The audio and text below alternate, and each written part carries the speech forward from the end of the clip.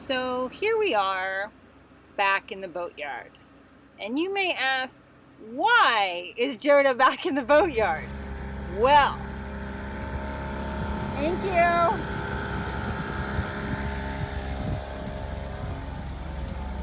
Thank you, Ron. Thank you. We are back in the boatyard because we had a catastrophic failure in the shaft seal. So this compartment is still got some water in it, still water coming in, but it was literally almost half full and the little pump hardly could keep up.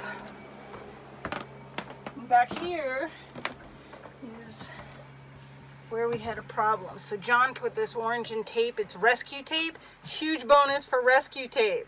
So the boot actually is what gave way, and that boot actually holds all the water that runs from the shaft. So literally we were sinking. This was all full of water in here, and this boot was spraying. So John's amazing bandage job. I went downstairs, I went under the boat in the water and put some stuffed up rags up into the shaft area as best I could. So we still got water flow, but at least we're going to be up in a sling and we're going to stop the bleeding.